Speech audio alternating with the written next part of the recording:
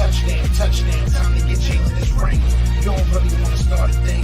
This a bird game nation, baby. It's a Philly thing. Hater, and you looking like you type trash. I'm just here calling on Philly the podcast. And we can call a man dog or watch Miles score off the handoff. Rest of the division, your man saw Jackson like Sean, hunting like Randolph. Season here, really time to do them in. Your boy Philly Fresco. Thanks for tuning in. What's going on, you guys? It's your boy Joe Castro, aka Philly Fresco, and I am joined today by my guy Brandon and my guy Black Marcus. So we are in the building today. We're gonna talk a little bit about these Eagles, not a little bit. We're gonna talk a lot of it about these Eagles and what we've been seeing these past couple weeks, what we're looking forward to these next couple weeks. So I mean, you know, we'll let you guys introduce yourselves. It's been a while since y'all been back on this channel. So Brandon, you can start it off. Tell them who you are. Obviously, they should probably know. You're an OG to the channel. So.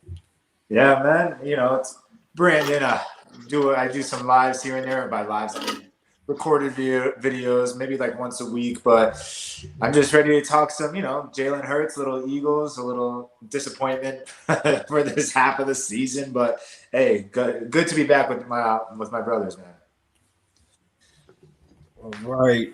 Good evening, everybody. It's Black Market, first name Marcus. You can reach me at imagine_2 on Twitter, and you know, obviously Marcus Blackstock on Facebook.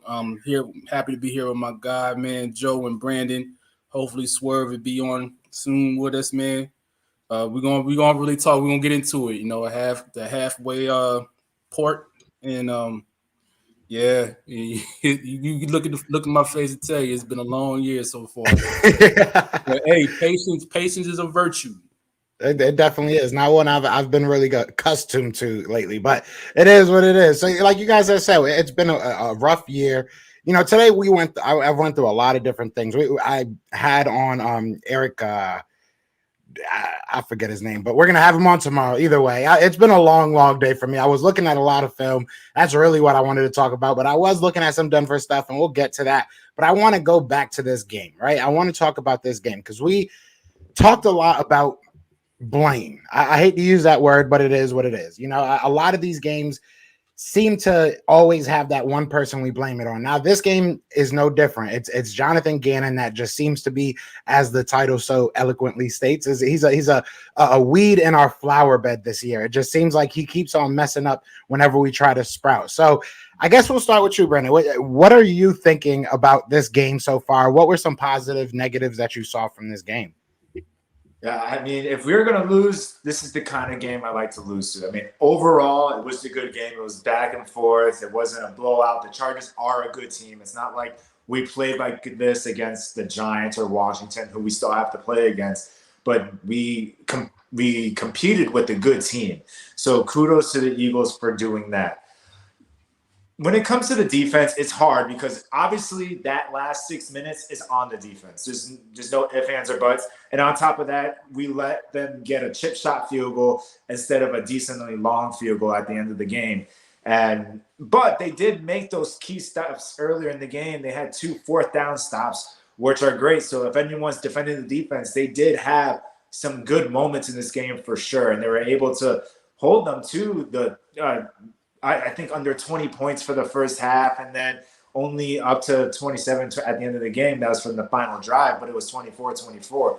So overall, I mean, is this a game where I'm highly upset? Not really. Maybe if this was a different kind of season, but for what the season is so far, this was actually a pretty good showing. Kind of reminded me of when we played the Niners and we played them tough earlier in the season when they were at least a good team in the beginning of the season than we all thought. But, I mean, it's just tough. You want to see Jalen Hurts throw for 300 yards. You want to see him just ball out. But I am liking the running the ball. I am a fan of seeing Jordan Howard out there. I'm sure Black Market might agree. You too, Joe. It's just great to see them running the ball and running under center, not just RPOs the whole game. So if I'm just to keep it short for this game, this past weekend, overall, I thought it was solid. It was disappointing to see the loss, but if we're going to lose, I'd rather lose like this than get blown out, just look embarrassing. Yeah. So it's pretty much you know, y'all can break this down in three spots, man. Like first off, you know, we talked about Gannon. You know, if you want to carry a stat, you know, over 2 of the last 3 games, man, you know, between Derek Carr and Justin Herbert, they completed 63 of 72 passes. 63 of 72. That's 88% if you round it up, right? Let's round it down. Let me make us feel better. Damn. Then you look overall this season. They have allowed 5 quarterbacks to complete over 80% of their passes. Now, could you contribute that to them not having the personnel? Okay. But when you see the same things on film in regards to the space that the corners are giving these receivers, it's pretty much a 7-on-7 drill. You know what I'm saying? Like, there's no reason why if you're paying Slay to be here, why is he not playing press?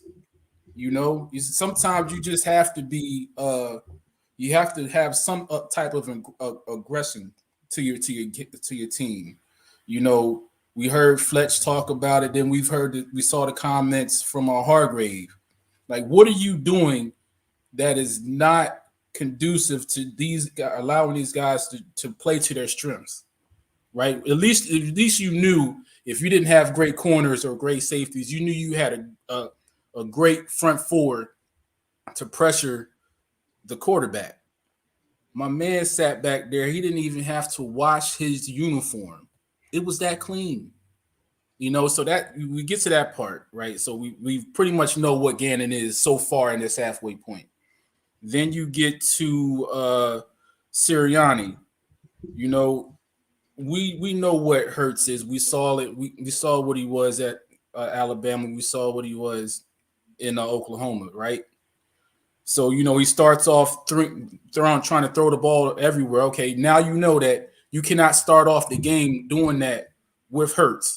We don't know if that's going to be a long-term issue or is it just now? We don't know. It doesn't look good. But at the same time, you start off running the ball, and then he's the type that you have to help him get warmed up in the game. You just have to. Right now, he's just not there. You know, we can all say that. So you have that. But I am encouraged that they ran the ball, and he actually stuck to it after he realized he needed to do it. And then the third thing I'm actually surprised about is, you know, pretty much with the use of Jordan Howard, you know, what are they going to do with him? You know, but they should have done this. Why did it take you 7.5 games to figure out you need to run the ball to help a struggling quarterback? We know he struggles, right? Yeah, we need to help him.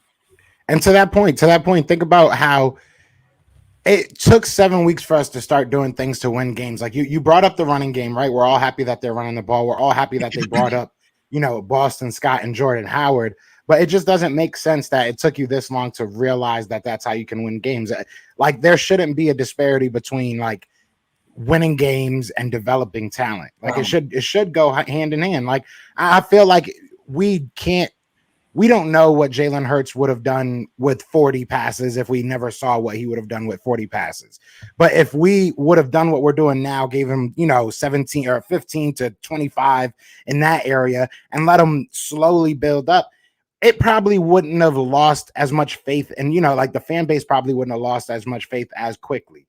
Like, I think that you throwing him into the Wolves doesn't give a good picture to not only the fans, but not that they're his teammates as well, because you're making him do things he's not great at. Like you said, you knew what he was coming out of college, right? So it should have never strayed from that, you know. And it goes to Gannon too, like to the point you made of Gannon. I understand you might not have the players that you need or want, right, for your system, but it goes back to Schwartz too. Then you make the players fit.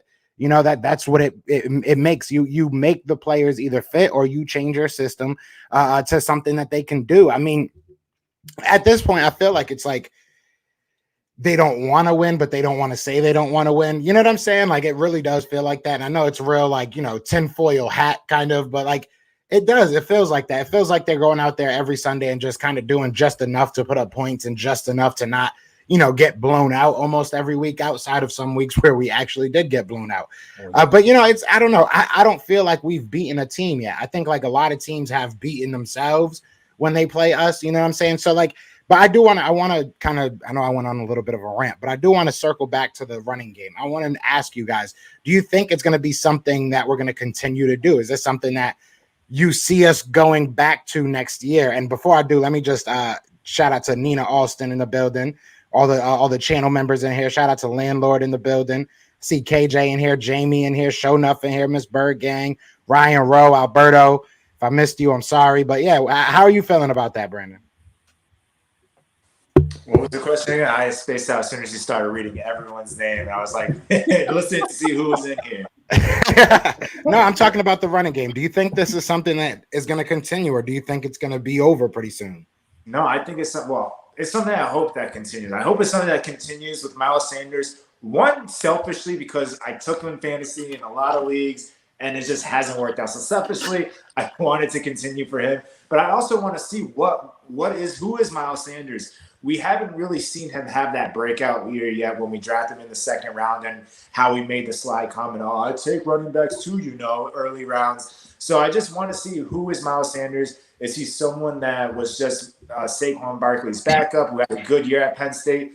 Or can he be a legit running back in this league? Because we see young guys like Najee Harris go out there and do work already in his young career. And I feel like Miles Sanders hasn't been able to take off in a sense. And I thought maybe this was going to be the year. We're getting the guy from the Colts who was running Jonathan Gannon, and they had a system. They weren't running 1,000 RPOs with Phillip Rivers, because I promise you he was not running the ball. So I was hoping we were going to get that and really see Miles, and we didn't for the first 7 weeks. And then he gets hurt in the one game once we start running the ball. And then all of a sudden Jordan Howard looks like he's back to when he was on the Bears. So I'm hoping that they continue it. It's something that's necessary. As much as I would love to see the ball fly through the air 1,000 times to Devontae, to Quez Watkins, we do need that balance. And I think everyone agrees. I even think Devontae Smith agrees. This guy has put tweets about other teams needing to run the ball. When he was mic'd up, he was saying, we blocking today. Like, this dude is hyped to be blocking, like to be that, having that balance of run and pass. So I do think that this is something that needs to. If they revert back to what they were doing earlier in the season, then I'm putting that tin hat on, like you just said, and I'm thinking they're just tanking on purpose then. Right. So I think, pretty much what you guys are explaining is really you need to start building that foundation of finding your identity, at least on the offensive side, right? Do what you can. Play to your strengths, right? And if the run is a part of beginning that foundation for an identity, you take it, you use it. It's not like you have bad running backs. You have a decent line when healthy. You have decent running backs when healthy. Now you have one foundational block for your offense. You can block, you run. Okay, guess what that does? That in turn helps your struggling quarterback, who is starting his 13th game now, right? Yeah, he's a rookie. Remember? Right. Pretty much. That's what you're doing. You're building positive foundation blocks for your quarterback, your running team, your running backs, and your line. Right? It's really not hard. You have to. This second half of the year has to be about building blocks on the offense. You know what I'm saying? That's what we're talking about right now, running the ball. Start building that. We know you're not going to make the playoffs, pretty much. So why not continue to develop, continue to grow and build your identity? At least when you go into season 2 of Sirianni, because he's going to be here, whether we like it or not, you have something to build off of. It's not hard. I feel it. Now I want to ask y'all a question. I made a video earlier today about Miles Sanders, and I basically was like, will there be a home for Miles Sanders? Quickly, I want to ask everybody in the chat as well. I want to know what you guys think. If you were Nick Sirianni, if you were Howie Roseman, whoever the heck actually calls the shots over there for the game time decisions, would Miles Sanders come back to being your RB1, or would he be in a rotation? Would he even be getting snaps? Like, what would your what would you do with Miles Sanders? And again, I extend that question to everybody in the chat as well. Let me know what you think. I don't know if you would have to have him be the with Jordan Howard showing out right now. I mean, it's not like this guy's like showing out, but the fact that he's been able to produce and get positive, I think one of the stats is that he had like 3 touchdowns in the last 6 quarters or something like that. That's something you can't just like put back on the shelf and just kind of like leave alone just because Miles comes back. I think that if you're going to run a rotation, you run a rotation between Miles and Jordan, which I think everyone thought maybe that would have been the going thing from the last 2 years, from when it was kind of like that before. And so you run with that, and then you have Boston Scott or Kenneth Gainwell come in and everything like that. I think they were using Kenny Gainwell in the beginning of the season maybe a little too much for my liking. They could have used maybe a Jordan Howard in a couple of those spots. But I think when Miles Sanders does come back, I think it has to be a rotation between him and Jordan, and then you sprinkle in the other guys. I don't know if you can put Miles as the RB1 only, just because, like I said, I just don't know who Miles Sanders is at this point in his career. Facts. Now, big shout out to my guy Swerve. Swerve just stepped in the building. So the question we're asking right now is, if Miles Sanders comes back and you were Howie Roseman and or Nick Sirianni, thank God we are not, are you putting him back at the RB1 situation or a position? So we'll start with Marcus. You started off, and then Swerve. We'll get your opinion on it as well. What I would do is I would have Miles at the RB1, but understand that Jordan Howard has etched a role. Definitely. The man pretty much, if he falls forward, it's 2 yards, 2-3 yards. He's earned the role to, be the third, be the short yardage back, or to give Miles a breather. He's earned that. But, Miles should be the RB1. He should definitely be the RB1. Sanders should get carries, and then, you use Gainwell for what he's supposed to be used for. It's not hard. It's enough there to eat for everybody if they use it right. If they use them right. So, yeah.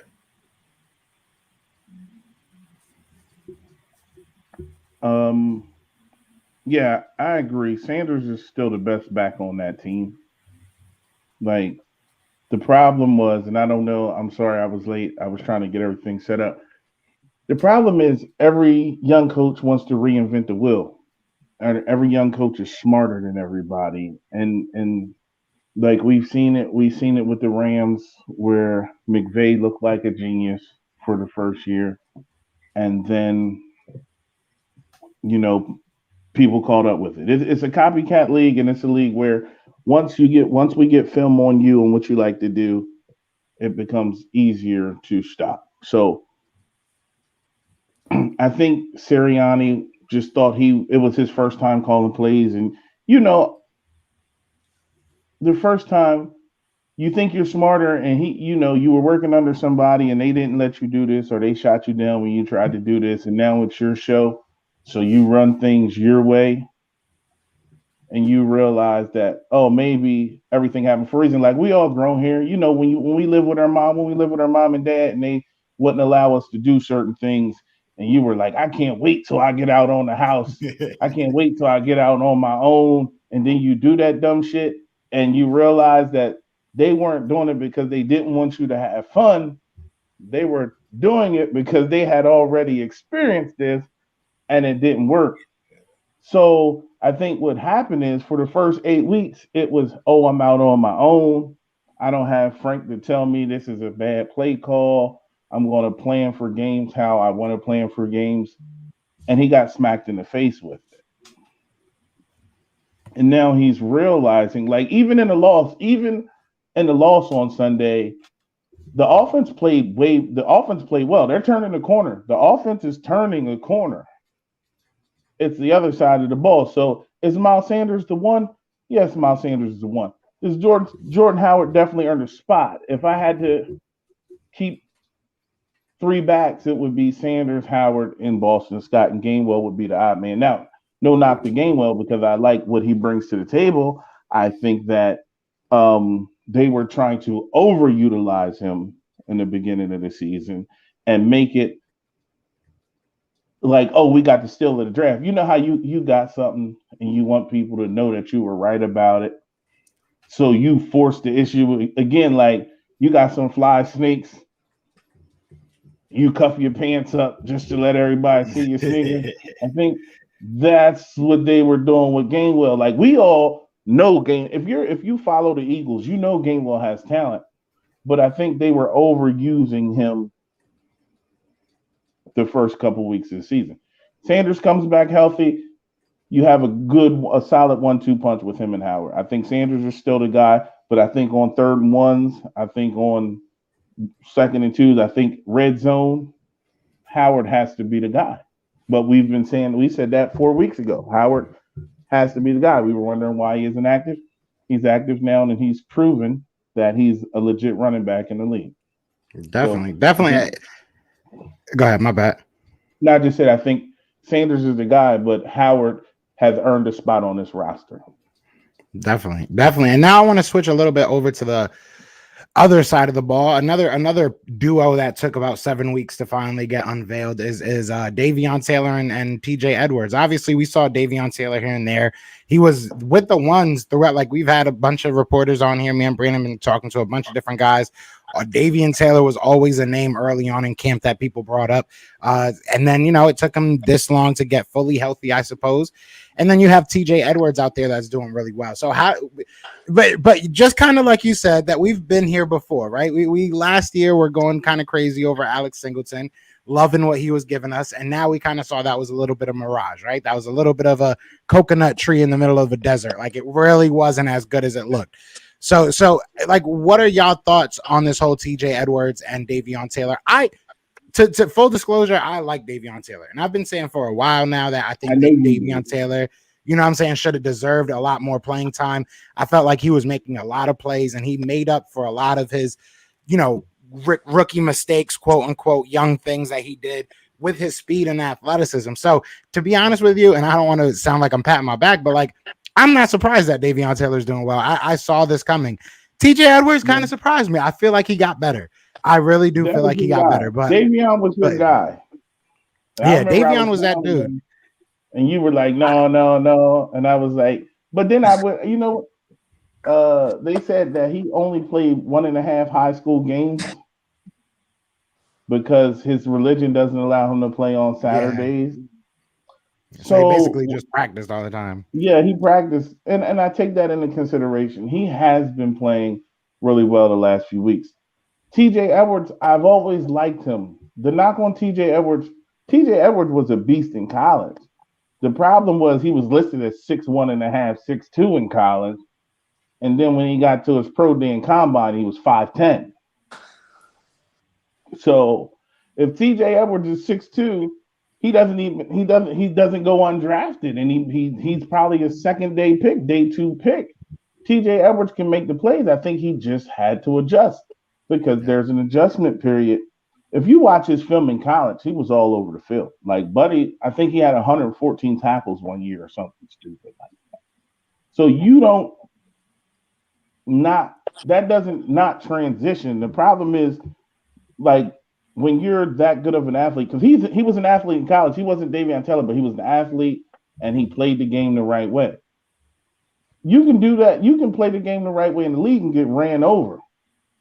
Because the running back that you're attacking, especially if you're 5'10", 225 pounds, you're a safety basically playing linebacker. So you can play the game the right way and get ran over. And I think there was an adjustment period for TJ Edwards. It's been plenty of times, even if you watch when he played last year, he was in the right spot. He made the right play. He just came against somebody bigger, stronger, or faster. And he wasn't used to that. So now there's adjustment period. There's no hope for Singleton. Like Singleton is garbage. Singleton, I've tried to give him the benefit of the doubt. I watched him fill in the hole several times, and the running back gained 8 yards with him in the hole. But I believe Edwards just had to adjust, and Taylor, sideline to sideline. I don't know too many running backs faster than him sideline to sideline. Maybe Buddy in Atlanta. But I watch him move this way, and Davion Taylor this way is amazing. Yeah. So I'll give you credit. He's showing up. And TJ Edwards just had to adjust. I wish he was 6'2".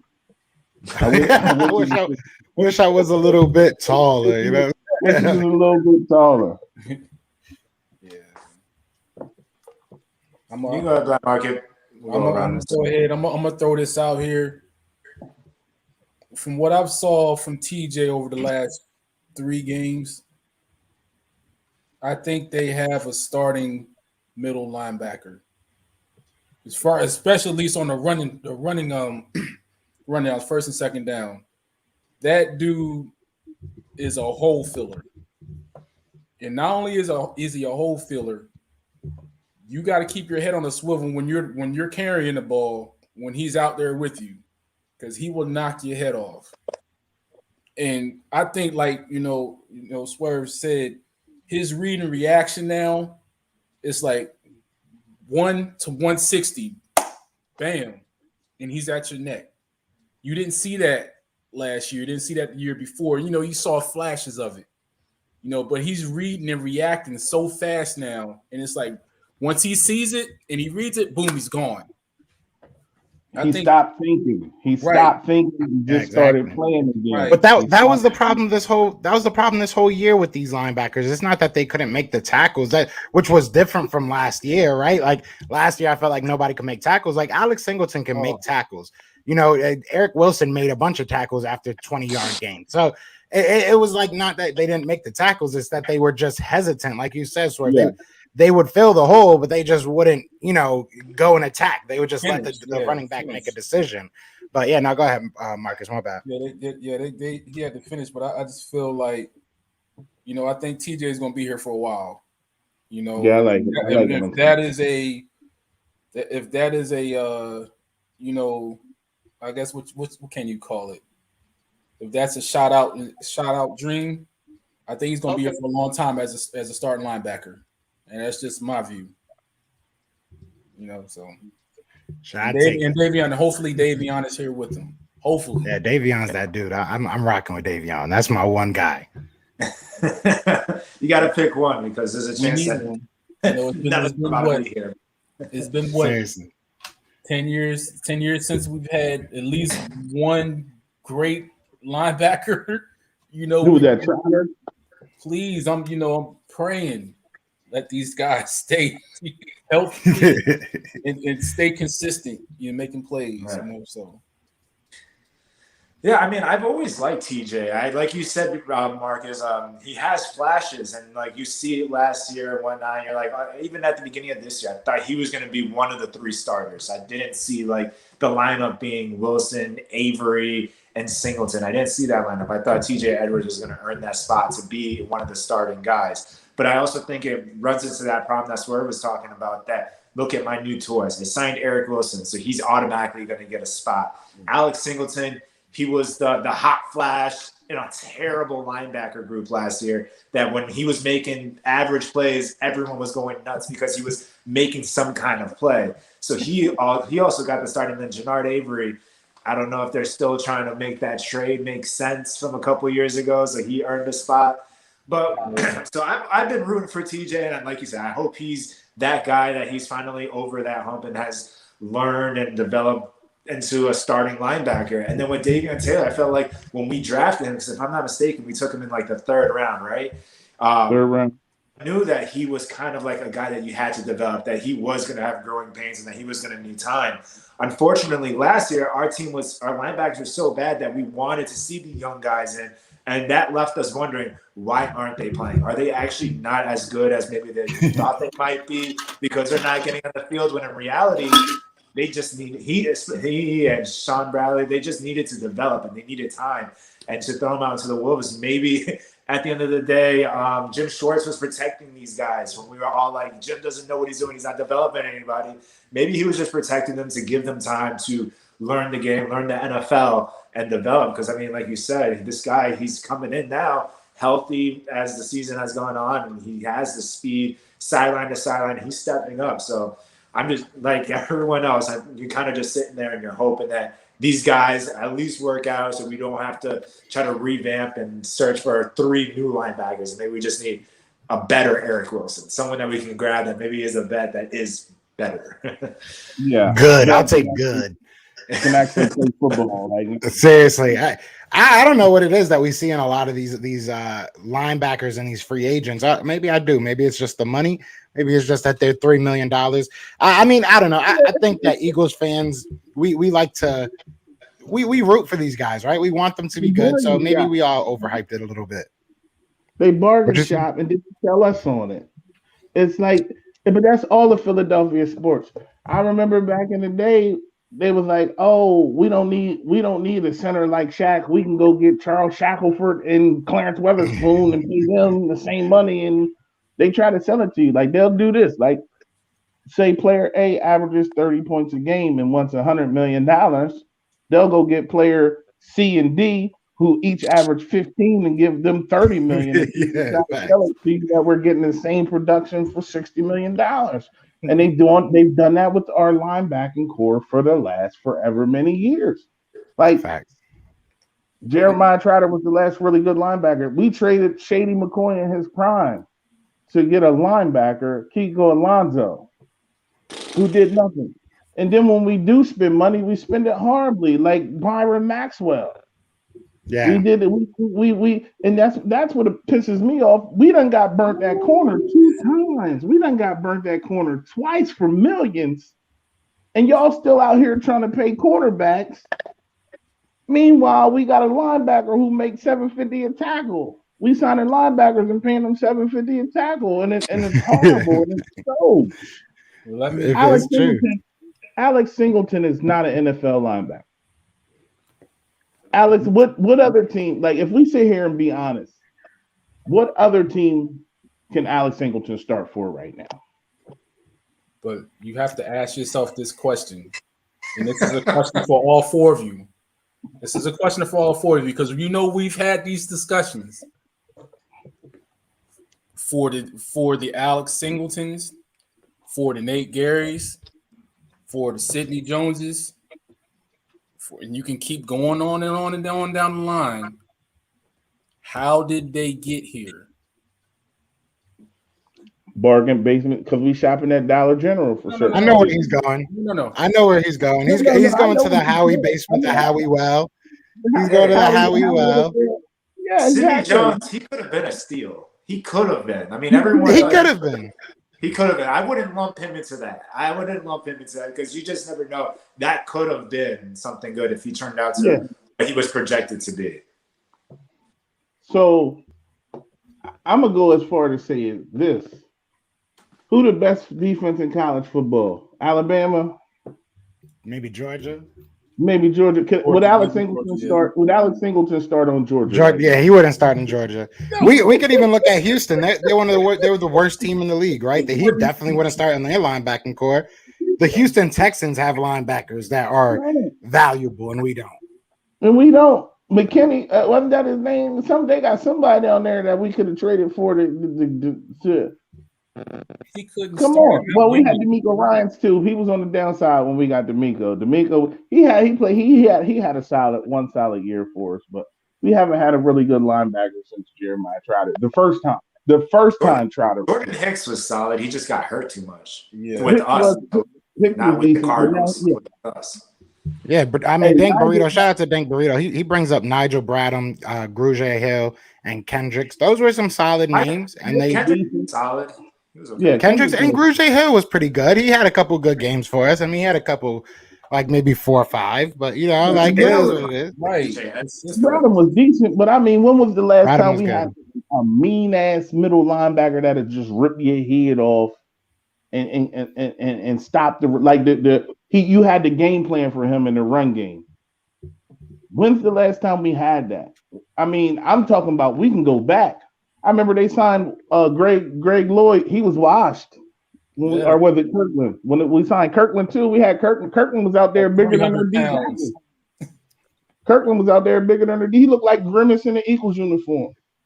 Like, bruh. And Yoda Black says Alex Singleton was our leading tackler last year, and he only played 11 games. Shout out to everybody in the chat. We got about 30 people in here. Be sure to hit that like and subscribe. But look, this is another thing that I have a problem with, and it's not. Me and Yoda Black have had a little bit of a back and forth these past. And I love you, bro, and I'm sorry that you had to be the one that said this, and I got to say it with your comment. But no, this is something I have a problem with. A lot of Eagles fans always love to bring up numbers without context, right? We have this argument as well in our group chat. Like for background, for a little bit of background, we all know each other obviously off of YouTube. We're all friends offside of the platform, and we have our own group chat, and this is a lot of the conversations we have. So that's why we kind of wanted to bring it here. But we've said this multiple times, right, to each other. You can't use numbers without context. Yeah, and if you look at Singleton's context, that's because we had some of the worst cornerbacks, and it goes with Eric Wilson too. And this is what I said preseason. Like exactly, there was nobody else making tackles. If you look at Eric Wilson, he led the team because nobody else was making tackles. So it's context. Yeah. Hey, Yoda Black, I bet you if me and Alex Singleton did an Oklahoma drill right now, I would win. I want to see that. I want to see that. Not saying that you won't win, but I want to see that. Pick a starting linebacker in NFL, and we'll give you $100. We'll give you $1 million if you run them over in the Oklahoma drill. I would pick Alex Singleton 10 out of 10 times. And guess what? I'm gonna win 7 of them. I'm gonna win 7 of them. Nate Gary isn't even in the league now. Yeah, Nate Gary went from starting linebacker. Put it out there. Now he worked at Wawa. Nate Gary made my breakfast sandwich last week. He pumping gas in Jersey right now. It's the truth, though. I mean, and it took us a whole season to figure that out. That's the crazy part. It's not like that. And it's not like he was on the team for a full season and we just didn't start him. He was our starter for 16 games, I think, unless he missed a game and I'm forgetting it. But he was our starter for 16 games and couldn't make it past the second week of training camp in San Francisco. So it's ridiculous. It's ridiculous. And they're not looking great this year. But I want to get to Rock the Artist question. We're going to take some questions. Might as well, right? Rock the Artist says, y'all think we should trade Reagor and Cox? I think they're just going to cut Reagor. Yeah, Reagor. You think they're going to cut Reagor? I think I've been trying to defend him. You got the package. I just think they had a bad. That was just another Howie pick. That was another bad decision. Look at Justin Jefferson shining. Yeah. I defended it all last year. I can't defend it no more. No. But who replaces him? I mean, I guess that's the better question at that point. If you think he's not coming back, who would be his replacement? I mean, we bottom basement shop everywhere else for receivers. So does it really matter at this point this year? Does it really matter at this point this year? You can just leave him. You can leave him at home now. You know what I'm saying? It's really that clear cut. Like I like his story. I like that his pop played for the Eagles, but this is sometimes situations just don't work, and it's okay to say it doesn't work. I mean, that's exactly that Yoda Black says. Ward, you put Greg Ward, and if Reagor's Greg Ward has had more yards and more he's been more productive in the past than Reagor has ever been so far. And Greg Ward has transitioned from quarterback and wasn't this guy has been working hard to make the roster. Now he's not even used as much, but I guarantee if you throw him in there and you take Reagor out, he's going to have more yards than what Reagor had -6 last game. Right. Yeah, no, I said I had more yards than Reagor, and I sat at home and watched. And how did he get here? We all did. How did he what was that? How did he get here? I know. Somebody asked earlier about. Well, let's finish that question because it was Reagor. So it seems like it's kind of overwhelming. You guys think Reagor's not going to be here either way. Not much trade value, I guess. I mean, it is what it is. So even saying cut. But what about Cox? I mean, Cox is a guy that his contract doesn't really afford us to trade him or to get rid of him, but they were trying to either way. So do you think he's somebody that if in the offseason or towards the draft we get a good offer, they'll be willing to move on from? Yeah. I mean, and I'm thinking I'm speaking for all of us. I think we all know Fletch is our guy, but we're at this point in time in Fletch's career, and where this team is going, do right by Fletch, man. Do right by Fletch and get him on a contending team. You know, if you can get a second or a third round pick for him, whatever the case may be, take it. You know what I'm saying? Just do it. Don't subject him to what he's been having to deal with this year. And granted, is he still the same Fletch he was a year or 2 years ago? No. But he's still, if you put him in the right spot and give him and let him hunt the way he normally does, he's still productive. I don't think it's going to be with this team and the way it's going forward. So, not with this defensive coordinator. No, absolutely not. Can't stand him. I'll say this one. Go ahead, Brandon. My bad. No, I was just saying I respect that. I kept thinking like what would benefit the Eagles. At the end of the day, he has given a lot to this team, to this organization. So if you are going to trade him, like you just said, just trade him to a contender. Do right by him. I don't see the benefit of trading him unless you're going to get like a second or third round pick. Anything after that, I mean, then what? That you're just reaching for another defensive tackle and hoping for the best when you can keep him on the roster to help to bring up the younger guys and maybe train Milton Williams or any of these guys that you're going to bring in the future. So, I mean, if he's not hurting your cap space drastically, then I don't see outside of maybe letting him contend somewhere else. I don't see the point of just letting him go for nothing. Well, yeah, that's what I'm at.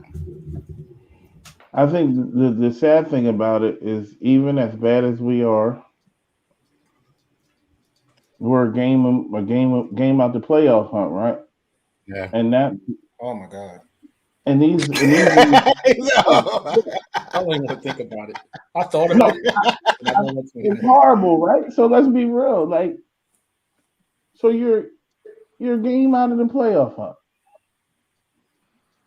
You have realistically an offense that, like, I really believe they've turned a corner. I'm not saying they're like this world-class offense. I'm just saying I believe from what I've seen the last 2 weeks, the offense is building and they're realizing, hey, maybe if we don't drop this kid back 40 times, we can be competitive. So the offense is turning the corner. You have a defense, like I was reading stats. Herbert was 16 for 16 versus the zone on Sunday. That's it. That's not that bad. Bruh. He could have been 17 or 17. Hey, man. Like Keenan Allen was open. Keenan Allen was open from like myself to where Joe is sitting right now in his room. That's how much distance was between the corners and the receivers, man. They could just literally walk up 10 yards and stop. It's third and 6. Why are you playing 9 yards off of this man? Somebody please explain it to me. I don't get it. And then Gannon, like, the ultimate disrespect is when it's 4th and 5. Well, Barnett did the stupid Barnett play that he does every week, but every week, yeah. I'm like, bro, it's 3rd and 5, and they didn't even think about running the punter on the field. It's 4th and 5. They didn't even think about running the punter on the field. They were, now we going for it twice. And it was like, giddy up, let's get it, let's go. Like, but that's on Derek Barnett. I don't care. I understand that you want the defense to hold strong on there. That should have been a 3rd and 6. That should have been a 3rd and 6. That should have been a 4th and 6. Like, Derek Barnett needs to go somewhere and just play in traffic. I'm so tired of Derek Barnett. He's like the cousin that is like you just got out of jail. Just came home. Right. We're gonna have this beer, but I know you're going back in about 2 weeks. Yeah. I got a question off the Barnett. Did y'all watch the game last night? Right, the Bears. I didn't want to watch. That's part of it. Yeah, did y'all see the taunting penalty they called? He pulled a Harden. He pulled a Harden. That man flopped. I ain't never seen a ref flop. Yo, he lied about it on national TV. Yeah, I was just so mad because, like, I just want Justin Fields to, like, win. So I watched that, and I was just like, that's another conversation. But yeah, That man, was Derek big. Barnett's trash. The Eagles defense is trash. Gannon looks like you know Twelve what Gannon games. looks like? He looked like the bull when you ever play Madden and then the cat be like talking about how crazy good he is, and then you just walk in and hang 21 up on him in like the first 4 minutes of the game, and he just sit there with the dumb face, like, how did this happen? Gannon looks like that at the end of Every the first game. drive. As soon as the defense moved, as soon as the offense moved the ball down the field, Gannon just looks like he didn't game plan or do nothing all week. No I feel adjustments. I feel like we all watched a little bit too many of Jalen Hurts's press conferences. I haven't heard us make this many comparisons as a group. Like all of us have made so many different, like we've made so many similes and so many analogies today. I think it's starting to rub off on us how these guys talk at their freaking press conferences. I like Jalen Hurts though. He's slick with it. That's the thing. Like people always, we always joke about it. You know what I'm saying? People always telling me I'm a Jalen Hurts hater and stuff, and I just hate on the man. I really don't. I like him. I think he's mad slick talking. You know what I'm saying? I think he knows how to talk his way out of situations and into situations too. So Yeah. I'm just trying to be, unbiased. I do like the kid. I hope he does work out because, like I said, he's fun to listen to. He's fun to watch. Even looking at that last drive, like that last drive, I think was one of his, if not his best drive of his career. Like that was it.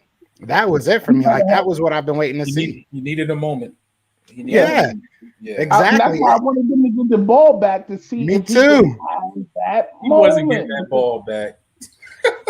If they would have made that stop on fourth down, and if he would have made that stop on fourth down, and we would have went back and won that game in the last minute and a half, I think we would have had maybe something around there. It would have been a wrap. I would be on here saying, "I'm sorry, I was wrong. This kid is something different." Because I'm telling you, I watched that last drive and I was like, "Yeah, okay.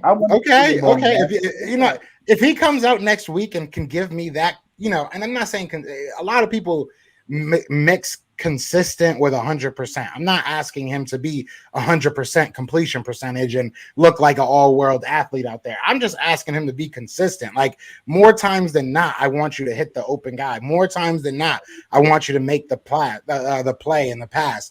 And I just don't think that he's been there yet. But that last drive, that's what you look for. That's what you look for. He was on the money.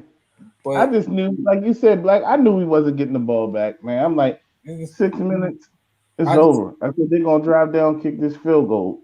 Because, like I said, you know how disrespectful it is to be at 4th and 6 and not even consider running your punter on the field. Like the offense didn't even budge. They were just like, no, we good. The coach like, all right, go out there.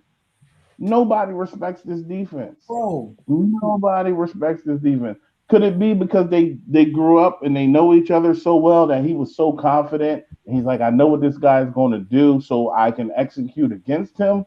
Could that have been part of it? Yeah, but the other part is you made Derek Carr look like he was an all-world quarterback just last week, 2 weeks ago, a week and a half ago. So 63 of 72 passes.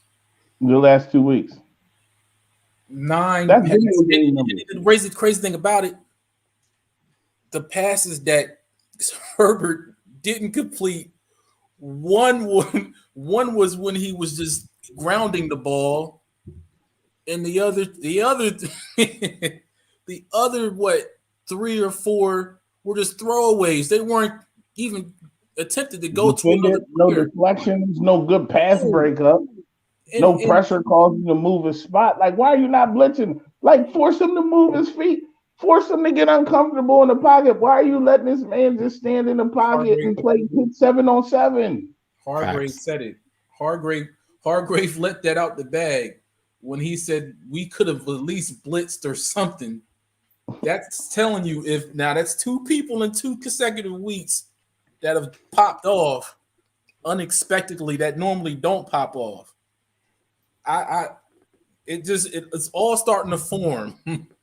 Like I don't know. They didn't make that man move his spot or nothing. He was just sitting there patting the ball, ordered a DoorDash. Facts.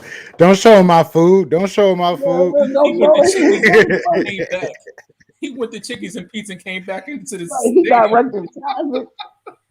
Yeah, they had way too much. But I mean, yeah, it was bad. There's really nothing I can even, because I've been trying to defend this defense, but there's nothing I can really say this week, especially this week. I mean, after the Cowboys game, I was trying to give them a little bit of slack because I didn't think it was 100% on them. The Chiefs game was 100% on them.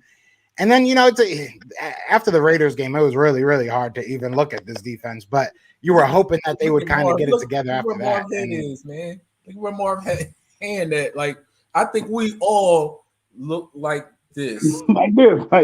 Like we just, you can't even get mad. It just doesn't. It doesn't even matter. Then you got Teddy Bridgewater and Trevor in 2 weeks. My question for you guys is, do you guys feel like the grass is greener on the other side? We wanted Schwartz out of there. We wanted him gone. We wanted nothing to do with him. We got kind of hyped for Gannon when we got him because it was just like, all right, he's coached some solid players. The Colts defense wasn't terrible. They were actually kind of good. And then he comes over and this is what we see. Do you think the grass is greener? Do you think maybe, you know what, we're annoyed right now, but he does have potential. We just need to wait. Or it's like maybe we kind of forced Schwartz out of there a little too early. But Schwartz was going to be gone, I think, anyway, because of this new coaching staff. I don't know. I'm just telling you, the way Gannon right now looks like Adam Gase. Yeah. You know how Adam Gase looked when he was with the Jets? Just like he has that same look like, guys, I'm just here. I don't know what to do. I don't know what to do. And from everything I've heard, we've all heard the same things about him, that he's this innovative defensive coordinator. Well, you should be able to whip up something for these guys, play to their strengths. If you can't do that at a basic core level, man, maybe this just might not have been the right hire. I think we rushed everything. You know what I'm saying? I really do. Go ahead, Mark. Go ahead. I'm like this, WTF, and I'm going to keep it friendly, right? So you have the whole hire. Everything about this whole staff just stinks. And I said it months ago. And I tried to be like a supporter, because like I said, we as Eagles fans, we have these peaks and we have these valleys, and sometimes we're just horrible people, and sometimes we just overhype everything. And I remember having this conversation, trying to be like, oh, it's ups and downs. No, it's downs and downs. This was the worst hire ever. The whole staff was the worst hire ever. From Sirianni to Gannon to whoever the special teams coach is to whoever is doing security at the link. Get rid of them all. You gave this man a team with a quarterback who had 4 starts, and he's dropping him back 50 times like he's Peyton Manning. Oh. You went and invested $100 million in a defensive line to get after the quarterback, and you drop your best defensive lineman in pass coverage, and you have another one spying a running back. What the hell is going on? Gannon's an idiot. He's not innovative. He's not smarter than anybody. He's stupid. He's stupid. Like, I don't care what his explanations are. Bruh, he's the worst defensive coordinator we've had in the last 15 years. We haven't had many. We've had really good ones, but he's the worst one. Okay, so it's hard to beat it. That's not saying a lot. Okay, let me think. He's the worst defensive coordinator we've had in 15 years. Like, bruh, like everybody got on Schwartz. Schwartz played it safe in the secondary, but at least he let his line get loose. Like your team was built off of the defensive line and putting pressure on the quarterback. At least Schwartz let the defensive line do what they came here to do. He's dropping flex back in pass coverage. He's got flex spying and running back. Hargraves had 5 sacks. Why is Hargraves not putting pressure on quarterbacks? Why is he doing what he's doing? You brought Kerrigan in. and Kerrigan's dropping. Kerrigan can't drop back in pass coverage. Why is he covering a tight end? Oh man, I don't know. I'm not the smartest man in the world, but I know Fletch can't cover Zeke.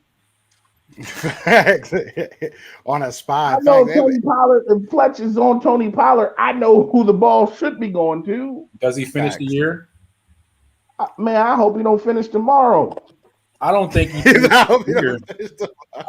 If I should get fired on his lunch break. I don't think if Teddy Bridgewater is 30 for 33, they need to fire that. They don't even need to let that man fly home with the team. Facts. No, I agree 100%. If it was a bye 100%. week, I'm sorry. If it was a bye week this week, I think he would have been going. Because there's no excuse to allow Derek Carr and Justin Herbert. Bro, Derek Carr and Justin Herbert. And we just saw what Derek Carr did up in East Rutherford. We just saw it. Like how the contrast and how like we saw him go 31 for 34 and then go up to the Giants and look like crap. So what does that tell you about your defensive coordinator here in Philadelphia?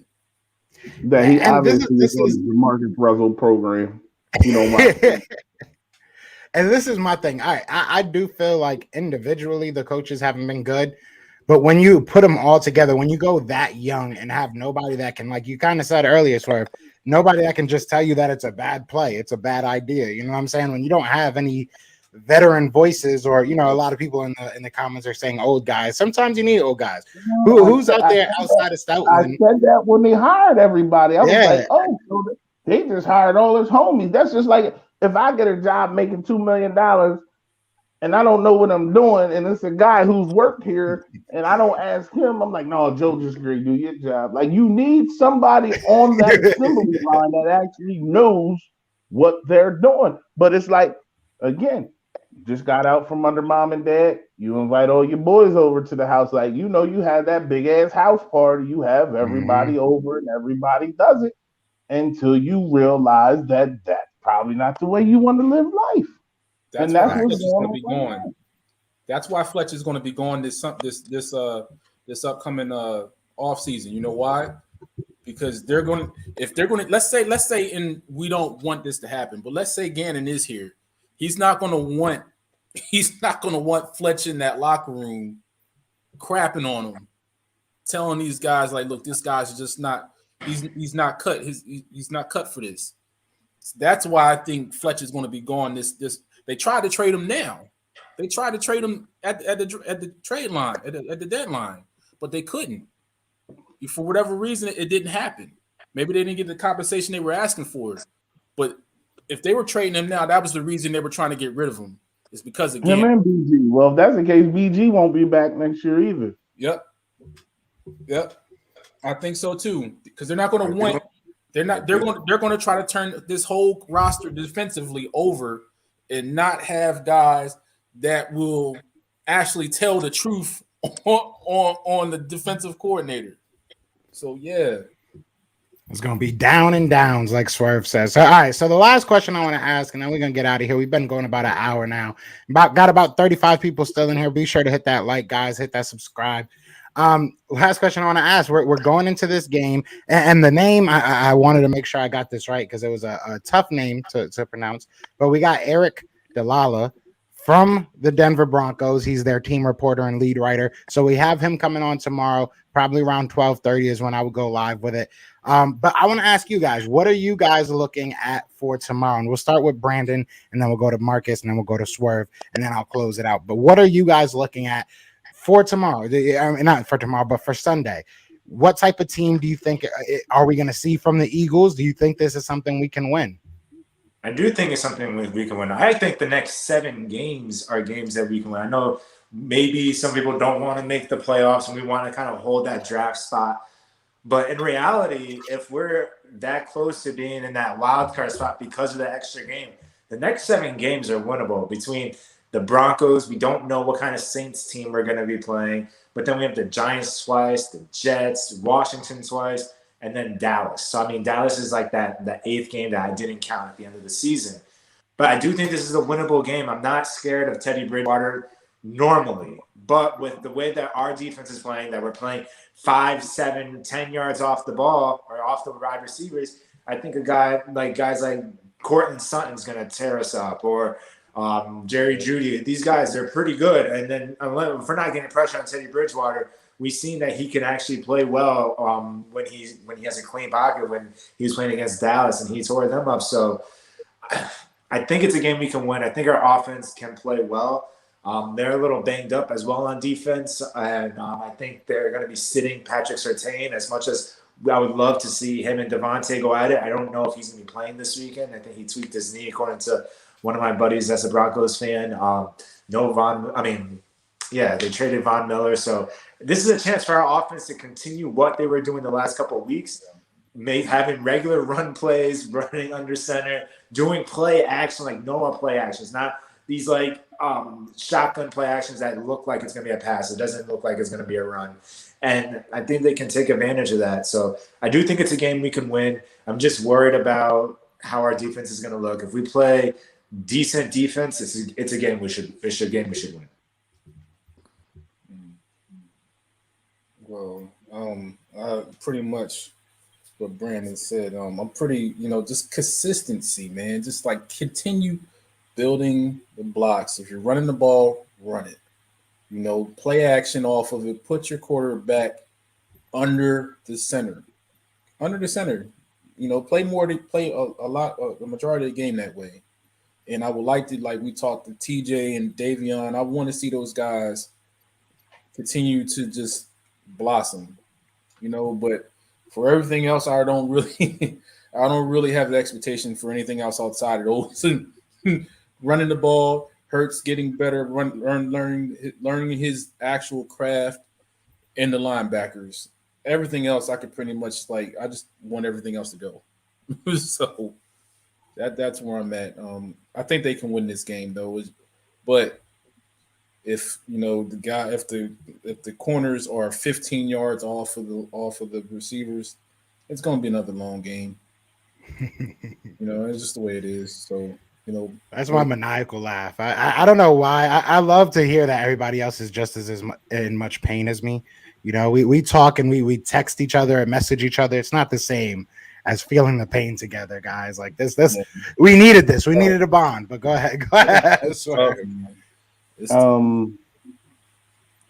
The best cornerback in the world got smoked by Timmy Patrick last week. So if the best cornerback in the world, Stephon Diggs, can't stop Timmy Patrick. Trayvon Diggs, his lesser known cousin. Trayvon, right. If the best cornerback lesser accomplished. If the best cornerback in the world, Trayvon Diggs, can't stop Timmy Patrick, how are we going to stop Timmy Patrick? Apparently, oh man, Trayvon Diggs was a new Dion from what I've seen. He was better. He's better than Jalen Ramsey. He's better than Champ Bailey. He's better than Revis. It was Diggs Island in the last 2 weeks. He didn't got smoked. So but maybe they were just really good teams. So I don't know. I didn't know who Timmy Patrick was till he caught a touchdown pass on Diggs last week. And if you can catch a touchdown pass on Diggs, you can catch a touchdown pass on anyone, according to a certain fan base. We already smoked the Broncos. I'm going to tell you why. We've looked horrible the last 2 weeks, and everybody is so down on the Eagles. And every time this happens, they go out and pull a rabbit out the hat. So they're going to go play a really, really, really good game on Sunday. I think we're going to see, especially I think the Broncos have some injuries on the offensive line. So our defensive line should be able to dominate the trenches. We'll slow them down. Gannon might actually call the blitz. It seems like he blitzes every other week. So last week, I don't know. What does he have to play? Value coin to get blitzes? Does he have to buy blitzes? And then he's just saving up? I don't know. I just think the Eagles are going to win this week. I hope I'm wrong, because what is going to happen is they're going to win. Like Brandon said, we should be favored in every game for the rest of the year, except for maybe the Cowboys game. Because you get the Saints with no Jameis next at the following week, the Giants twice, the Redskins twice, and the Jets. They're all really winnable games, so the Eagles could actually be in the mix. I just think the Eagles put it together. They've had two really bad weeks, um, and let subpar, not subpar, but they let middle of the pack quarterbacks look like world beaters. I don't think they let Teddy Bridgewater do that because he's black. I don't think they let Teddy Bridgewater do that. I don't think they let Teddy Bridgewater do that. I think they go out with the game plan and they actually get a win. Like I don't know. Maybe is Teddy Bridgewater black? I don't know. But he doesn't I sing think "Put On" like Drew Lock does. So I don't know. He might be in question. I think they actually win a game on Sunday. I think they win a game. They get the run going. I expect a Quez Watkins sighting again. That's my guy. I've always Where liked him. I has think, he been? but I play call him. I think they get the run going, and then they take that shot, and he has a big play, and I think the Eagles win on Sunday. I can respect that. Even though, because the Broncos are riding high. Like you got to think they had to go out. They traded Von Miller. Nobody gave him a shot. I think it was plus 9.5. Right? They went out there and played. They were hyped to play the Cowboys. Nobody's hyped to play the Eagles. Nobody cares about the Eagles. They're not getting hyped to play the Eagles. Eagles gonna come and they gonna sneak. This is a trap game. This is a trap game, but it ain't really a trap game because both teams are garbage. But it's a game where the Broncos won't be as hyped to play the Eagles as they were to play the Cowboys. So the Eagles should go in there. Hurts should be solid. We'll get a win. I'm gonna say, I usually wait till Wednesday to give out my score prediction, which I'll probably do that. I'll wait till tomorrow to give my score prediction, but I do think that we are gonna win. I think that this is a game that you guys all kind of alluded to it very much, and this is a game that I think we line up well against these guys. I mean, we are a good running team, and I think earlier in their season they kind of didn't really know what they have at linebacker. Linebackers haven't been that bad, but it still can be something I think we take advantage of. Something that I'm going to leave you with, like I did say, I did have Eric. I can't say his last name, man. I'm going to keep trying. I hate it's Eric Dalala, but I keep on trying to not mess it up in my head, so I stop myself. But either way, he left me with a little bit of a nugget saying that 3 of the offensive linemen on the Denver Broncos might not even be playing. They might not even playing against us. So if that happens, that is huge. And we know we have. Look, our defensive line hasn't been amazing, but it's good enough to go against backups. I definitely feel good if they're going against backups. So, that coupled with like you said, the defense is got their backs against the wall now. You got to do something. Offense just gave you something. I do tend to agree with you, Swerve, when you say that the offense, I think, is kind of turning a corner now. I think they're at least accepting what they're good at and just, going to fall into that pocket. So I do think we win. I don't think it's going to be a blowout by any means, but I think it'll be a good game. And it's 4:25. We're going to be playing it at like 3:25 or maybe like, I don't know what time it'll be, like 2 something for them. And we're going to be in the altitude. So, it's not going to be easy. It's going to be a fun game to watch, but I do think that we'll win this one. But I am about to end this up, man. I do got to go, be a adult and do homework, even though that doesn't really sound like an adult thing to do, but I swear it's college. But either way, this was fun, man. We got to do this again. We've been trying to get together and figure out a day. So maybe we'll figure out like a day a week that we do this, because I know a lot of people in the comments were laughing and having a good time. So this was fun. I had fun. But other than that, I appreciate everybody that tuned in. Be sure to hit that like, hit that subscribe. But y'all know what it is, man. It is Fly Eagles Fly, and we are out here. Go Birds. Go Birds. Yes, sir. All right. Peace.